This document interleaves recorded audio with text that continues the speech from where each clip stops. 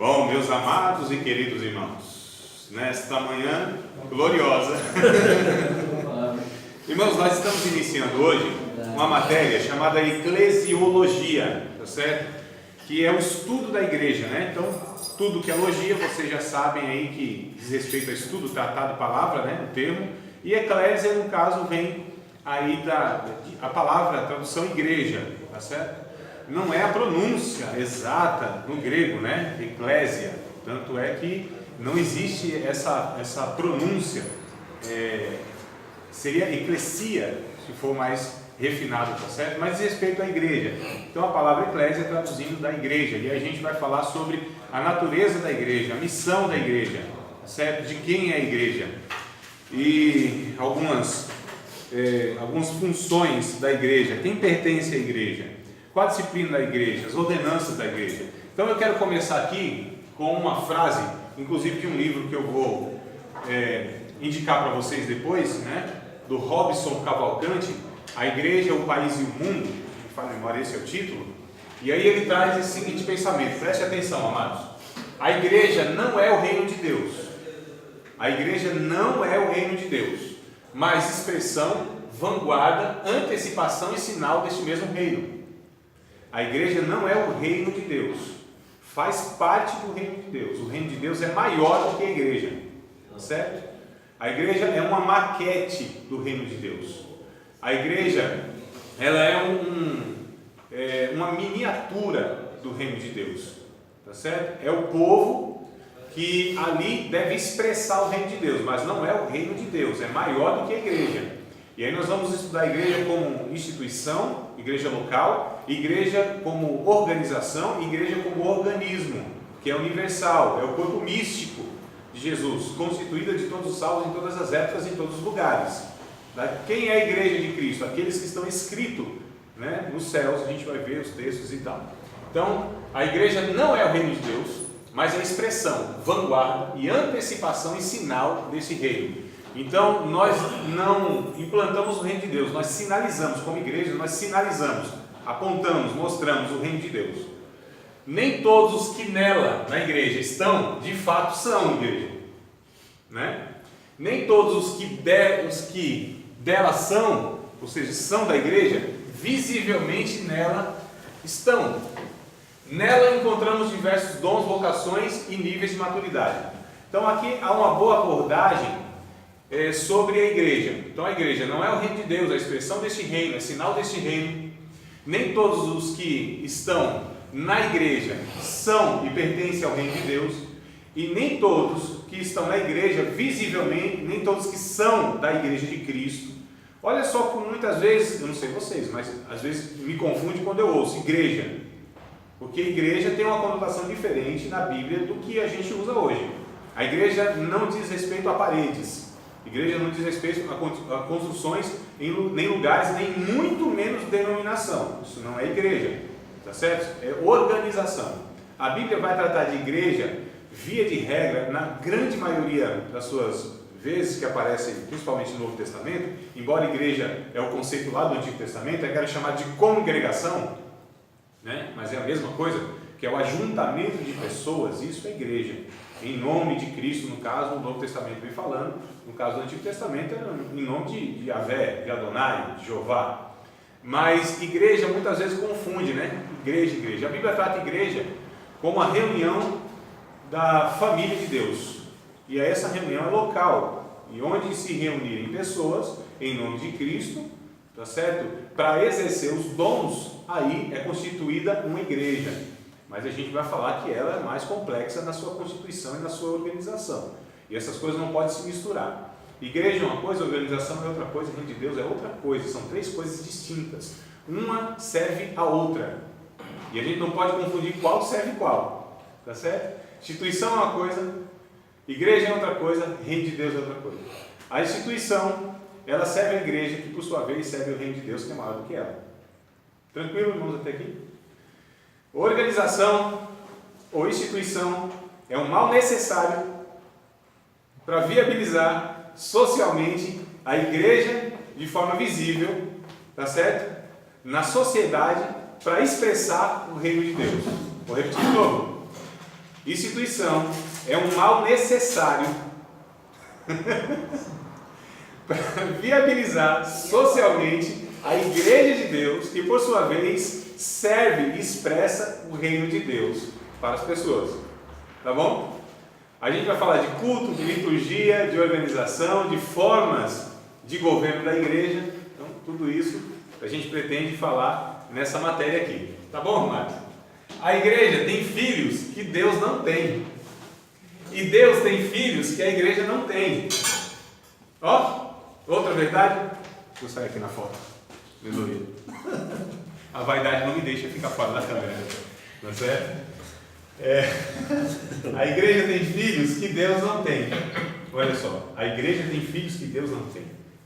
O que isso quer dizer? Que muitas vezes uma igreja local admite na sua membresia pessoas que não são convertidas, que não são regeneradas, ou seja, Deus não tem como filhos, tá certo? E Deus, olha só, tem filhos que a igreja não tem. Deus tem pessoas que são salvas, que muitas vezes estão ou não estão visivelmente nesta igreja. É muito complicado quando a gente coloca alguns parâmetros para definir quem é salvo ou não, quando esses parâmetros são institucionais. É muito complicado. A salvação, amados, ela foge do nosso campo, da nossa jurisdição, para usar um termo mais técnico, é isso que o senhor bem entende, né? Jurisdição. Então foge da nossa alçada, tá certo? Foge do nosso campo, da nossa capacidade de avaliação. Quem é salvo ou quem não é salvo. Quem morreu salvo, quem não morreu salvo. É claro que Jesus disse que os frutos denunciam muito da natureza da pessoa, né? Mas nós somos falhos nesses critérios de avaliação, então é muito complicado. Então a igreja, por isso que é perigoso nós falarmos sobre os desigrejados, dizendo que todo desigrejado, ou seja, todo desinstitucionalizado, todo destemplado, todo aquele que não frequenta uma instituição não é salvo. É muito perigoso afirmar isso. Embora a gente tenha que combater essa ideia de que não é necessário ajuntamento, tá certo? Que não é necessário essa questão de nós termos um compromisso de comunidade, de família. Então a gente precisa achar um equilíbrio, o que a Bíblia fala a respeito desses pontos aí. E aí nós vamos falar que a igreja, uma igreja para ser bíblica, relevante, saudável, ela precisa ser ortodoxa, doxológica, querigmática, coinônica e diacônica. Falei, irmão, e a profecia vai sair depois dessa língua estranha? A igreja precisa ser ortodoxa, precisa pregar a verdade, precisa ter uma doutrina reta, tá certo? Precisa pregar as doutrinas bíblicas. Então ela precisa ser ortodoxa, precisa ter doutrina bíblica. André, eu sinceramente, todas as igrejas que eu conheço, seja do Testemunho de Jeová até, não sei a outra aí, todas falam que prega a doutrina bíblica. Ninguém vai. É claro, sem dúvida. Não, e todas falam que pregam a verdade, né? Sem dúvida. Entendeu? Então é difícil uma afirmação dessa. Não é? Você fala assim, a igreja tem que pregar a verdade. Sim, a exposição bíblica, a Bíblia. Existe uma tradição, é a tradição da igreja. Então, por exemplo, a Testemunha de Jeová, a igreja não considera, a igreja, eu estou falando igreja histórica, ela não considera a Testemunha de Jeová como uma igreja, é uma seita. Então, quando a gente fala de ortodoxia, a gente está falando de doutrinas reconhecidas. Nós temos uma história de 2000 anos de construção de ortodoxia, de igreja, de doutrina. Então, tem a Confissão de Westminster, você tem os pais da igreja, Agostinho de Hipona, você tem Orígenes, Inácio, você tem São Tomás de Aquino, os mais recentes, Martinho Lutero, Calvino, Armínio e outros mais aí. Então, assim, a gente está considerando todas essas referências para falar de ortodoxia, que são doutrinas que a igreja reconhece. A igreja reconhece isso, né? Que igreja? Eu estou falando da igreja de Cristo. Então existe consenso em doutrinas. Quais são essas doutrinas básicas que a igreja, para ser evangélica, protestante, bíblica, precisa reconhecer? Aí a gente precisa pegar os credos da igreja. O primeiro é o 325, o credo de Nicéia.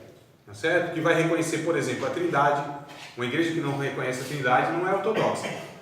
Uma igreja que não reconhece, melhor dizendo, a infabilidade das Escrituras não é ortodoxa. Uma igreja que não considera a obra suficiente de Cristo não é ortodoxa. E isso todas as igrejas evangélicas, protestantes, todas as igrejas bíblicas, elas vão reconhecer. Senão, não é bíblica. Então, eu preciso ter um parâmetro. O meu parâmetro de ortodoxia são as escrituras sagradas só. Aí tem na história esses credos. A gente chama, tem diversos credos. A Confissão de Westminster, por exemplo, não é? A gente vai ter aí as institutas de Calvino trazendo um sistema teológico, o arminianismo trazendo um sistema teológico, o Wesley trazendo um sistema teológico. Então, assim, não tem como, e ninguém reconhece Testemunho de Jeová, Adventistas do Sétimo Dia, Igreja Voz da Verdade, que é unicista, que nega a Trindade, como igreja evangélica protestante. Então, não é reconhecido isso. Então, existe uma ortodoxia? Existe uma ortodoxia. A história da igreja, ela é fundamentada em 2000 anos, documentada, inclusive, e sistematizada. Então, a ortodoxia que eu me refiro é a ortodoxia bíblica reconhecida pela igreja na história. E aí a gente tem um consenso. Não tem divergência quanto a isso. Vai ter divergência se os dons são para hoje ou não são, se batiza com muita água, com pouca água, com um cuspezinho, se afoga, se derrama na cabeça, entendeu? Então são as coisas periféricas, pelas quais Jesus não morreu, irmão. Certo? Então essas coisas são periféricas. Agora tem doutrinas que elas são essenciais para que você se identifique como uma igreja, de fato. Tá bom? A igreja católica, por exemplo, já vai diferir. Ela já não tem a Bíblia como única fonte de fé, regra de fé e prática, a Bíblia, né? Não tem, aí já foge. Então a gente tem uma ortodoxia, tá certo? Nesse mundo e nessa geração de relatividade, de não absolutos, aí fica estranha essa palavra, porque cada um tem a sua verdade. Mas se nós não cremos que existe só uma verdade, aí fica complicado para nós. E só existe uma verdade, no que concerne as doutrinas centrais da Bíblia. O que vai dar margens para as diversidades é aquilo que é periférico. Martinho Lutero, ele tem uma frase que é assim: naquilo que é essencial, nós precisamos ter unidade. Naquilo que não é essencial, diversidade. Em todas as coisas, caridade. Mas tem coisas que são essenciais. Então, a igreja que não tem uma doutrina que a gente considera essencial, que é isso que eu falei, divindade de Cristo, a Trindade, a Bíblia como sendo infalível, inerrante. O que mais, meu Deus do céu? Tem um bocado de outras coisas aí que eu estou esquecendo. Mas assim, precisa ter esses pontos, senão, então isso é a ortodoxia que eu considero. É você pregar a doutrina bíblica, aquilo que a Bíblia ensina. E o Testemunho de Jeová, por exemplo, que foi citado, não tem na sua base doutrinária apenas a Bíblia. Tem outros escritos. E, na verdade, os outros escritos é que vão dar sustentabilidade para que eles afirmam. Idem, Adventistas do Sétimo Dia. Então a Bíblia não é. Então a ortodoxia é para aqueles que seguem a Bíblia, tá certo? Aqueles que pregam a Bíblia. E aí esses movimentos não usam só a Bíblia. Então aí tem ortodoxia sim para aqueles que têm a Bíblia como sendo um livro que os pauta doutrinariamente. Então acho que tranquilo. Doxológica. Então a igreja precisa ser ortodoxa, precisa pregar a Bíblia, expor a Bíblia, ensinar as doutrinas fundamentais da Bíblia. Quais são as doutrinas fundamentais da Bíblia, irmãos? Cite aí uma meia dúzia, por favor. Não precisa ser um só citar meia dúzia. Aqui tem mais de 12, então se um citar meio, já dá para citar meia dúzia. Uma, não lembro de nenhuma? Salvação. Salvação? Em Cristo. Por Cristo. Tá. Então a obra de Cristo, a expiação, é uma. Deus Um de cada vez. Deus Da graça. Doutrina da graça. Deus, o que seria Deus? o único Deus. Porque às vezes tem gente. Santificação, a doutrina também. Sim. Justificação. Justificação. Justificação pela fé, inclusive. Né? Tá bom. Tudo bem. Então, doutrinas fundamentais. Uma doutrina. Não podia pintar cabelo. Não, a gente não entra nesses pontos aí. Isso não. Tô brincando. Me leva a pressão, você fala esse negócio. Eu fico meio nervoso. Isso não tem nada a ver, né? Um negócio assim que a gente descarta totalmente. Não entra jamais na pauta bíblica. Isso aí é coisa assim, periférica, banal, fútil. Tá certo? Concernente à teologia, essas coisas não entram jamais. Verdade, né? Hã? Isso é verdade. no sentido do pensamento é mesmo. Ortodoxa, então precisa pregar a verdade, precisa ter doutrinas bíblicas. Deve ser doxológica, deve ensinar adoração. A igreja precisa ser um agente de adoração. Adoração, não estou falando de liturgia apenas, liturgia também, mas a adoração não se dá na liturgia. A adoração, a Bíblia vai tratar como um estilo de vida, como uma natureza. Então a adoração não é o que eu falo, não é o que eu faço, é o que eu sou. A adoração é a essência daquele que segue a Cristo, tá certo? O adorador, ele vive de uma maneira que glorifica e honra a Deus. Então a adoração se dá na vida, no caráter, na natureza, nas relações. Isso é adoração bíblica. O louvor que a gente expressa através de gestos, de música, de atribuições de elogio a Deus é outra coisa. O louvor também faz parte da adoração. Mas a adoração necessariamente não é o louvor, tá certo? Que se dá de uma maneira externa. A adoração é aquilo que se dá de uma maneira interna, na natureza. Então a gente precisa entender essa questão. Então a igreja tem que ser doxológica, tem que ser querigmática, uma igreja que não prega, que não evangeliza, que não anuncia as boas novas. Ela não é uma igreja bíblica, relevante e nem saudável. Esta igreja precisa pregar o Evangelho, anunciar a salvação em Cristo, seja na evangelização local, ou seja de uma maneira transcultural em missões, além mar. Então uma igreja, a gente vai falar aqui do tripé da igreja, né? E um deles é missões. Uma igreja que ela não é como um departamentozinho não, irmãos, tá certo? Não é como um culto no mês, lá, titular de missões, não é como meia dúzia. Eu estou falando, a igreja deve girar, orbitar, tá certo? Em torno de missões. Na verdade, a igreja tem uma missão, que é anunciar o Evangelho, e tudo mais deriva dessa missão. Então a gente percebe que o querigma, o anúncio do Evangelho, é a obra principal da igreja, manifestar o reino de Deus através do anúncio do rei, do Messias. Deve ser koinônica. Koinonia fala de união, de comunhão. Então a igreja onde não há uma harmonia, não é terapêutica, uma igreja onde a sua convivência não é saudável, onde não existe comunhão, mas a característica é fofoca, gente que não perdoa o outro, onde não há misericórdia, onde não há compaixão quando as pessoas caem em pecado, ela não é bíblica, saudável nem relevante, não há koinonia nela, não há comunhão nela.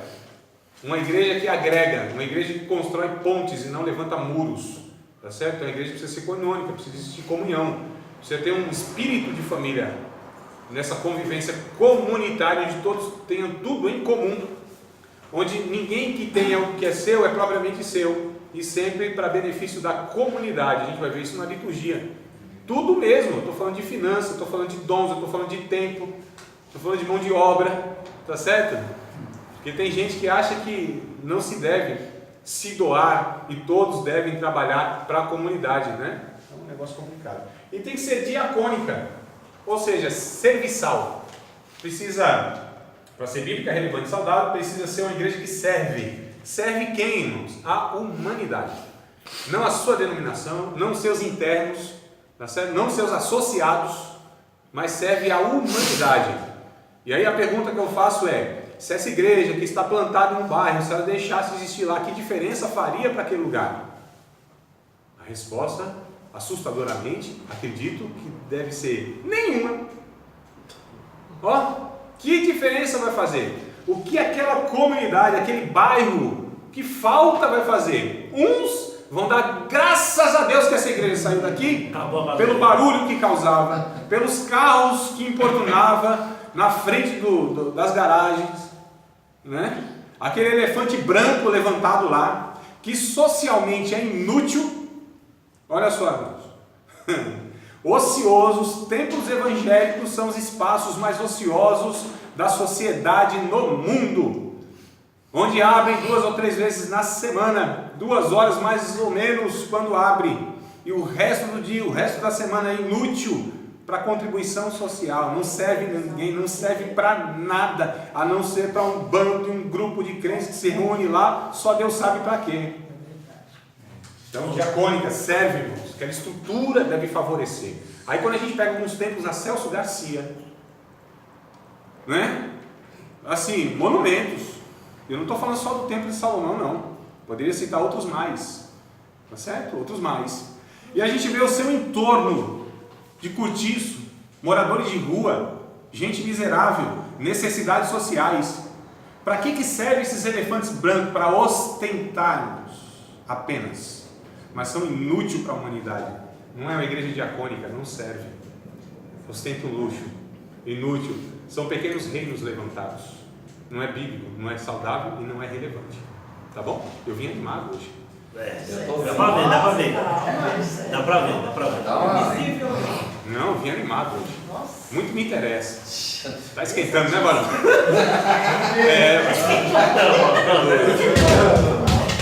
Ó, deixa eu falar aqui pra vocês um negócio interessante.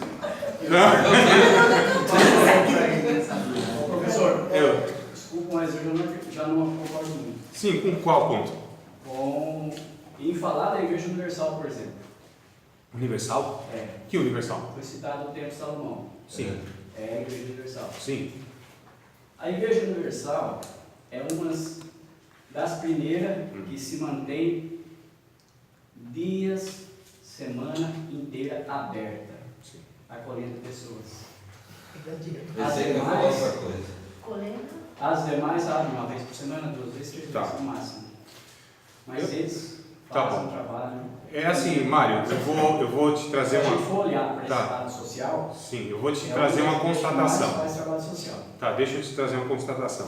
Primeira igreja, a Universal do Reino de Deus, não é considerada igreja evangélica.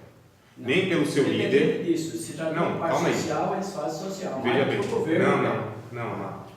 Eu desconheço, então depois você me apresenta quais são as obras e os projetos que ele tem e se é proporcional, inclusive, os impérios que eles levantam e o que eles gastam de manutenção desse templo, se é compatível. Tanto é, professor, desculpa, tanto é que eles estão colocando um templo deles em cada presídio no Brasil.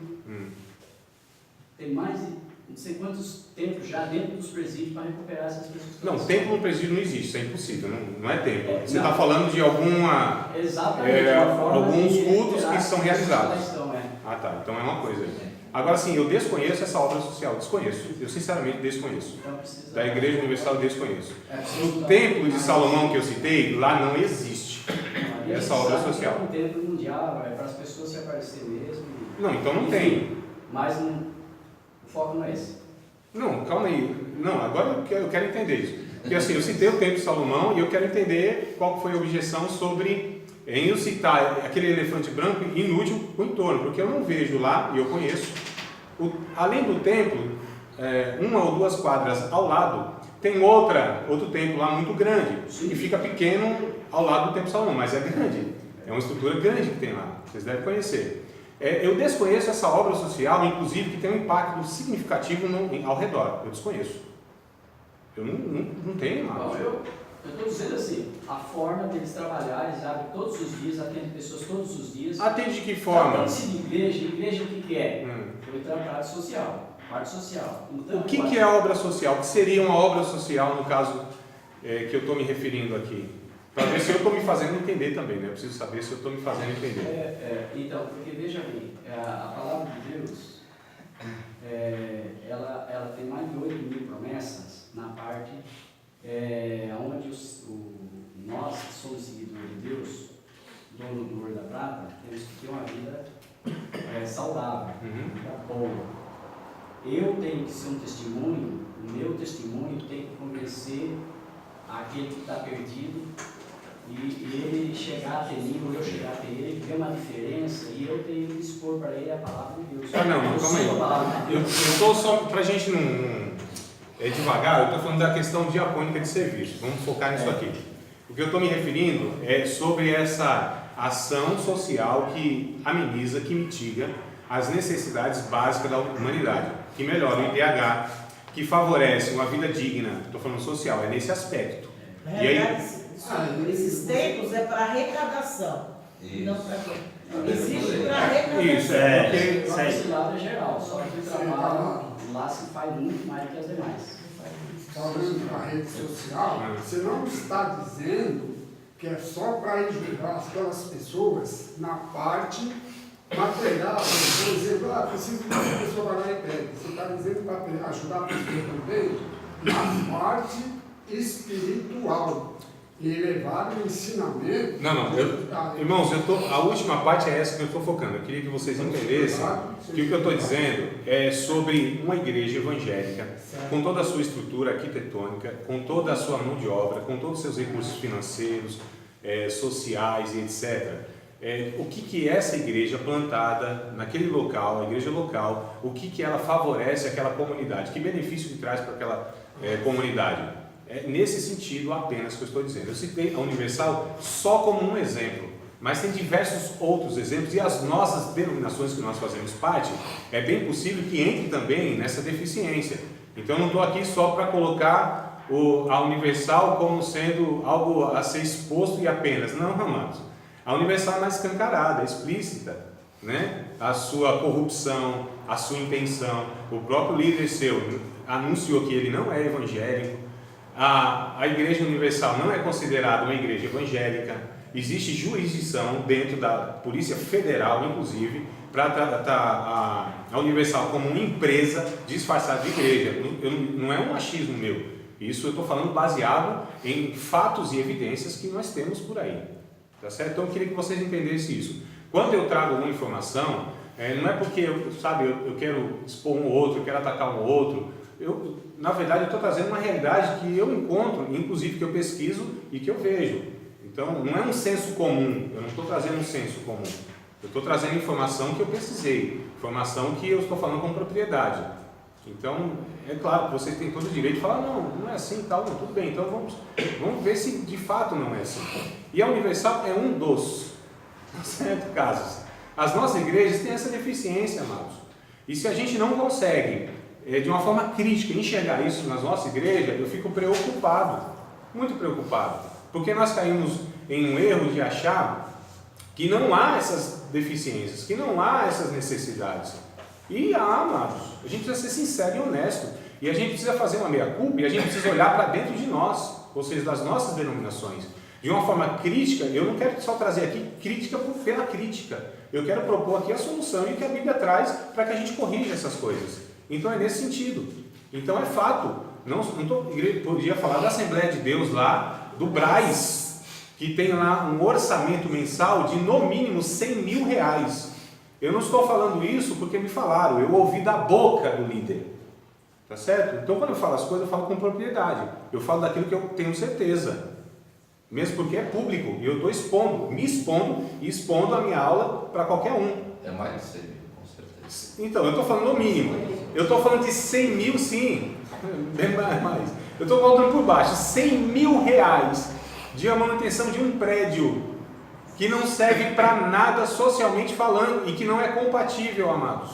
E de onde vem esse dinheiro? Dos membros de lá, será? Será que só os membros de lá? Eu estou falando de Adebrais, eu podia falar do Belém, eu poderia falar de alguns batistas, eu poderia falar de várias igrejas. Se for falar de um, tem que falar de todas. É que eu estou falando, irmão, é a igreja, é a minha, é a sua, são as nossas igrejas locais, eu estou dizendo. Então a gente precisa ter a maturidade de saber receber a crítica e avaliar isso, tá certo? Eu não estou só para meter o pau nas denominações e a minha, não, amados, todas as nossas têm deficiência e dificuldade. Tudo bem? A única defesa que cabe aqui é a palavra só, o resto. É o que eu estou tentando expor. Mas se nós vamos levar o lado espiritual, aqui, diaconia, serviçal à humanidade, né? Nós estamos falando do templo em si. Aí a gente fala, nós somos a igreja. Exato. Eu sou a igreja.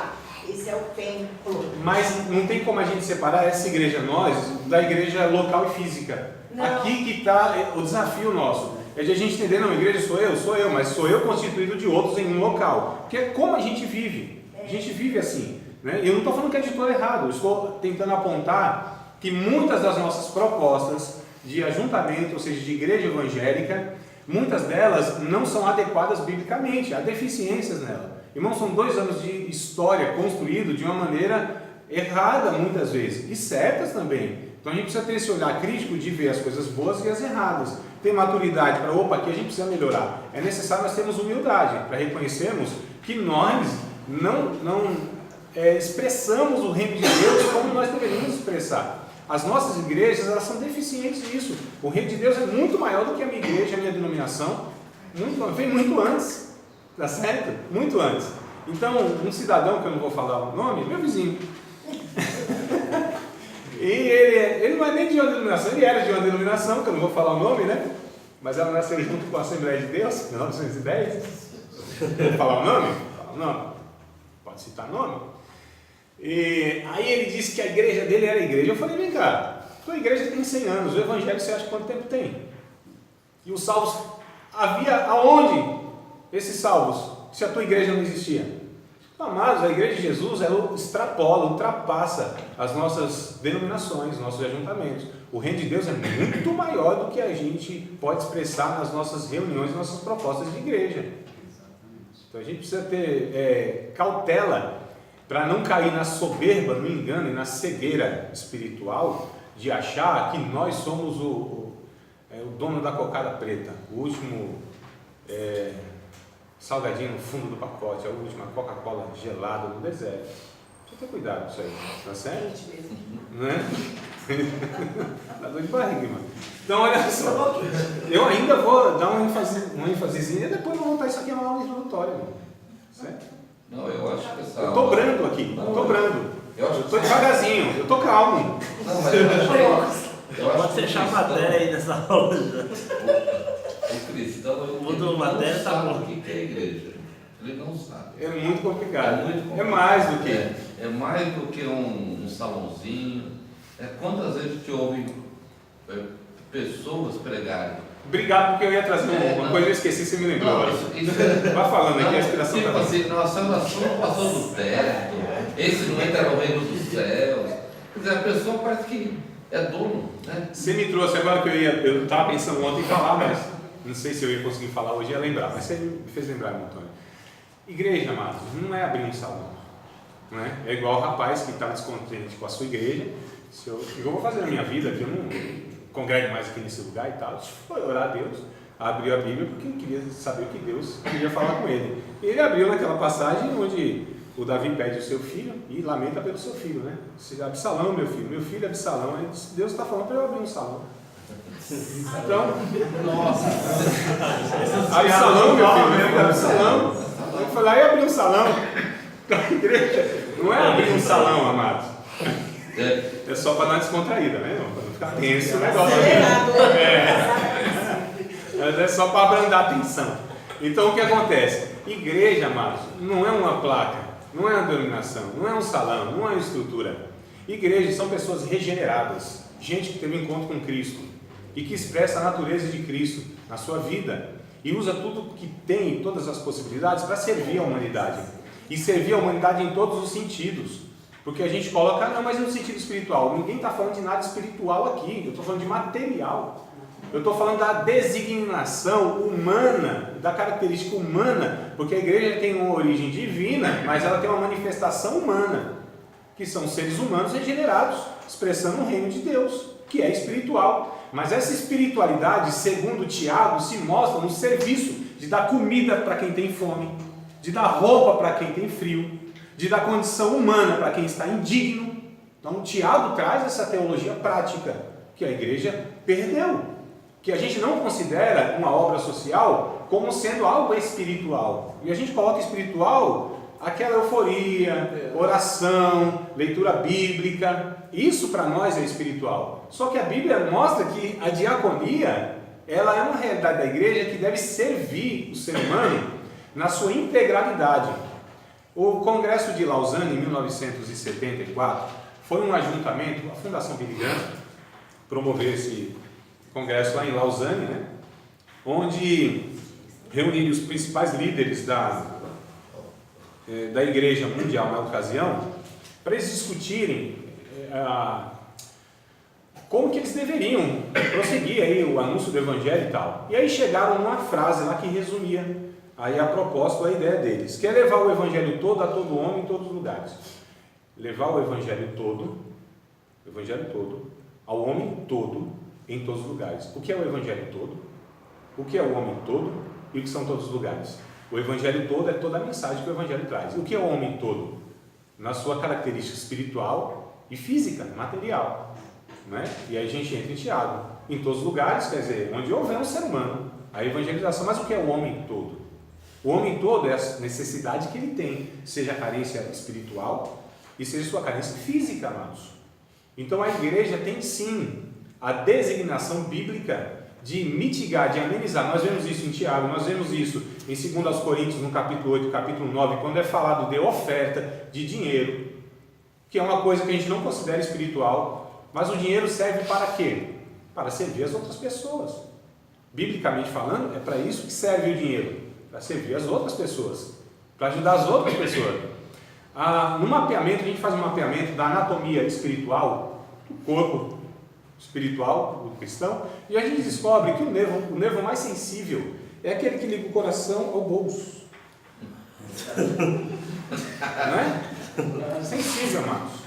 Cessam as línguas estranhas, quando é falado de... Quem já viu assim uma língua estranha boa, assim, no oferta, gasofilácio, salva, balaio, sei lá como que arrecada. Quem não viu assim? Cessa, né? Eu vi uma. Falar sobre dinheiro é tenso, não é tenso, irmão? Ele pega um lençol grande assim, ó. Mas o dinheiro é altamente espiritual. As finanças são altamente espiritual. Vocês acham que é possível um pastor exercer o seu pastorado como um professor de ensino fundamental em uma escola pública numa periferia? Vocês acham que é possível alguém exercer um ministério bíblico, missionário na África como um enfermeiro? Você acha que é possível um jurista exercer um ministério, trazendo, legislando, criando leis que sejam justas para a população? Claro que sim. Então nos falta uma visão bíblica, uma visão de reino. Nós temos uma visão de gueto, uma visão de grupo, uma visão de tribo, uma visão reduzida. Sabe aqueles animais que tem um negócio assim? Sabe? Que só olha para onde é direcionado e que não alarga a sua visão? É mais ou menos os cristãos, amados, que acham que o servir a Deus é servir a Deus. E ninguém serve a Deus, a não ser pela via humana.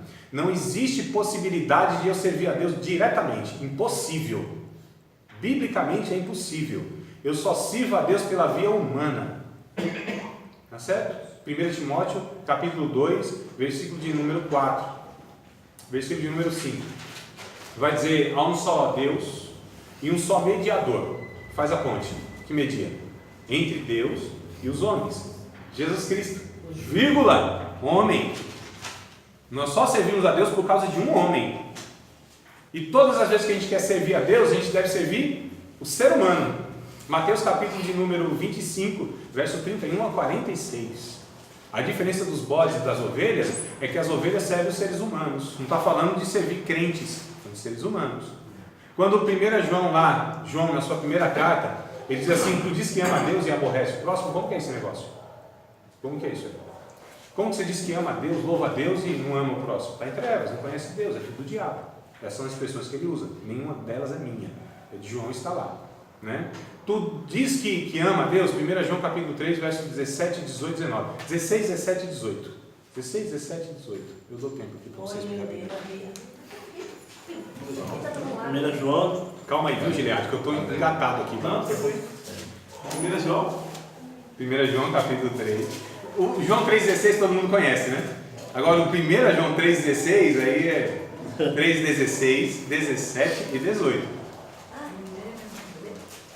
Pode ler, não viu, mas já achou? Conhecereis a caridade nisto, que ele deu a sua vida por nós, e nós devemos dar a vida pelos irmãos. Quem, pois, tiver bens do mundo e, vendo o seu irmão necessitado, necessar o seu coração, como será dele a caridade de Deus? O 18 também? 18. Meus filhinhos, não amemos de palavra, nem de língua, mas por obra e em verdade. Isso. É claro, né, irmão? Não precisa desenhar, né? João deixou um negócio nem tão teológico assim, bem para nós assim acessível.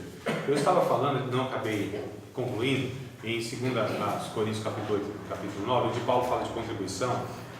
Paulo vai falar lá sobre um serviço que foi prestado aos irmãos que estavam em miséria. E quem prestou esse serviço foram os mais miseráveis dos outros que estavam em miséria. Dá para entender um negócio desse? Olha o que Paulo coloca aqui, irmão. 2 capítulos na Bíblia para falar de um serviço de ajuda social. É porque o viés esquerdista, o marxismo e tudo isso está se misturando no Evangelho. Mas o Evangelho é antes de Marx. Não é certo? Jesus veio antes, não sei se vocês sabem, mas Jesus veio antes de Marx. As ideologias marxistas, elas foram tiradas, algumas delas, alguns pontos, do Evangelho de Jesus. Atos, inclusive, capítulo número 2. Versículo número 42, 43, 44, alguma coisa assim, que a comunidade de fé vivia, onde todos que tinham bens, não tinham o que era propriamente seu, porque havia irmãos necessitados e eles distribuíam. Quem é o comunista, biblicamente? Os cristãos. Não o comunismo como nós vemos em Lenin, em Marx e tal. Então, o que a gente precisa entender, e esse ponto aqui talvez é o que mais complica, porque a gente sempre coloca o espiritual como não sendo algo que pode ser feito de uma maneira física, de uma maneira palpável, de uma maneira humana. Aí a igreja precisa acordar para isso, porque nós temos 45 a 47 milhões de evangélicos no nosso país. Milhares e milhares de denominações, milhares e milhares de templos espalhados pelo Brasil. Nós temos uma cidade no Rio de Janeiro, na cidade de São Gonçalo, já disse para vocês em outra ocasião, que é a cidade que tem mais cristãos evangélicos por metro quadrado do mundo, e que o IDH de lá não é diferente do resto do país. O índice de violência lá, inclusive doméstico, não é melhor do que outro lugar, o desemprego não é melhor, violência e etc, saneamento básico, um monte de coisa, educação, segurança, não é melhor. Que diferença está fazendo a igreja? Diga, amado. O problema do servir é a visão da coisa. Eu vejo pelo seguinte, pastor. Se as pessoas que estão dentro da igreja, o que eu digo às pessoas vamos falar de diáconos, nós todos, aqueles que estão trabalhando dentro da igreja, se não querem servir a própria igreja, que eu digo assim, é o serviço local, do arrumar a igreja, do organizar, do participar dos eventos, para o crescimento do próprio local que ele está, ele não vai correr atrás. Não, claro que não, lógico. Aí vai sair do quê? Nós vamos fazer os serviços soltão não sei onde. Vai por quê? Vai tirar um monte de foto, vai para o Facebook, vai para o Instagram. Então, o serviço hoje dentro da igreja é mais uma questão social, quero estar na foto, porque estou fazendo, do que eu realmente fazer o senso de dever. Do que o senso de dever, Exato. fazer para organizar, para melhorar a comunidade, para o que seja o serviço. Então, assim, é isso daí, que as pessoas hoje estão almejando mais o quê? É o cargo eclesiástico, do que o trabalhar para a obra. Estou preocupado com o cargo, com que os outros estão vendo. Se eu vou fazer alguma coisa que todo mundo vê, eu faço. No Antônio, né? Isso, no se Antônio, eu não vou... Essa descrição cabe aqui, que eu coloquei aqui, a citação do Robson Cavalcante, que é justamente isso. Nem todos que estão na igreja são da igreja de Cristo. Nem todos que nela estão são... Porque as pessoas que pensam e vivem, agem assim, têm essas motivações, não são regenerados. O que nós confundimos muitas vezes é que nós achamos que por constar no rol de membro de igreja, por ser dizimista, por ser oficial da igreja, são pessoas salvas. Eu costumo dizer que na igreja a gente encontra todo tipo de gente, inclusive gente salva. Né? Nós encontramos aí pastores e até pastores que são cristãos, discípulos de Jesus, inclusive. Tem. Pode duvidar, mas tem.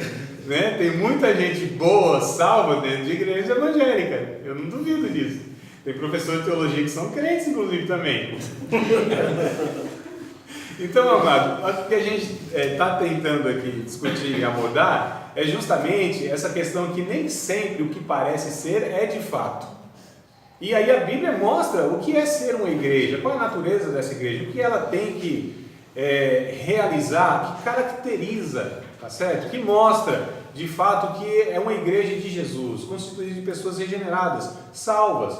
Eu estou falando de algumas questões conceituais. Quando eu fui para a prática, complicou, porque a gente, quando compara a nossa prática com a prática que a Bíblia diz que a gente tem que ter, aí, nossa, aí vem um mundo na cabeça. Aí vem um monte de exemplos. Eu sei que vocês estão pensando aqui, contar um monte de testemunho, um monte de exemplos, citar um monte de ocasião. Não faça isso, tá certo? Não faça isso.